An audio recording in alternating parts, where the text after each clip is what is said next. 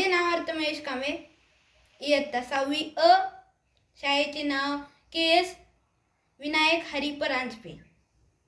माझ्या भाषणाचा विषय आहे शेती वाचवा देश वाचवा. जगाचा पोशिंदा म्हणून ओळखला जातो तो शेतकरी, कारण शेतकरी हा शेतात दिवस रात्र कष्ट करून अन्नधान्य पिकवतो. भारत हा एक कृषीप्रधान देश आहे. भारतात 80% लोक शेती करतात. शेती करण्यासाठी लागणाऱ्या साहित्यांमध्ये प्रथम सुपीक जमीन आणि पाणी लागते. तिसरी महत्त्वाची गोष्ट म्हणजे मनुष्यबळ.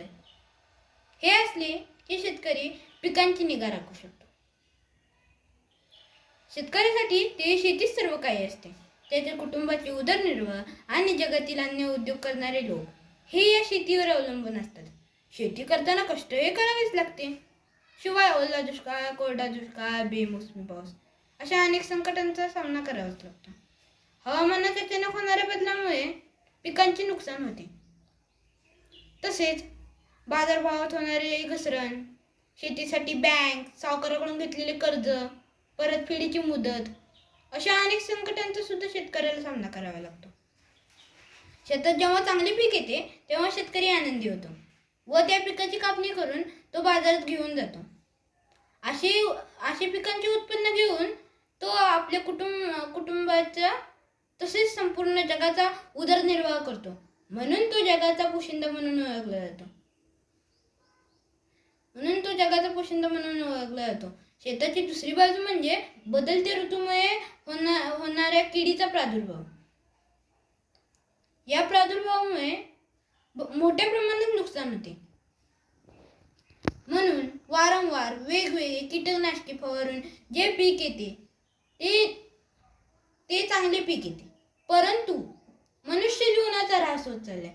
असे घातक कीटकनाशके वापरून जे पीक येणार ते निश्चितच जास्त असेल, पण ते खाऊन जे महाभयंकर आजार निर्माण होतात त्यामुळे आपला देश पुरता खचत चाललाय.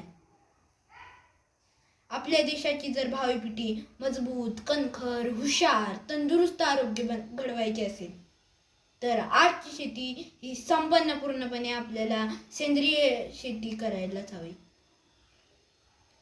यासाठी सरकारने मोठी पावले उचलायलाच हवीत. यासाठी शेतकऱ्यांना सेंद्रिय शेतीसाठी प्रोत्साहित करायला हवे. शेती हा आपल्या भारत देशाचा आर्थिक कणा आहे. या कण्याला आपण मजबूत करायलाच हवे. आणि या शेतीची सध्याची अवस्था खूप गंभीर आहे. हल्लीची तरुण पिढी शिक्षण घेते व आई वडिलांनी कसलेली शेती विकून शहरात नोकरीसाठी वास्तव्य तयार करते. असेच होत राहिले तर कंपन्यांसाठी जो कच्चा माल लागतो तोच उपलब्ध होणार नाही आणि एके दिवशी कंपन्या बंद पडतील आणि जी तरुण पिढी शेती विकून शहरात वास्तव्य करत होती ती तरुण पिढी परत गावी येतील तर तिथे त्यांना उदरनिर्वाह करण्यासाठी त्यांची साधी शेती सुद्धा नसेल. म्हणून मी बोलतो, शेती हा भारत देशाचा कणा आहे आणि या कण्याला आपण मजबूत करायलाच हवे.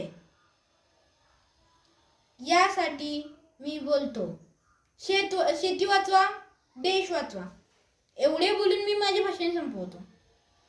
जय हिंद, जय महाराष्ट्र.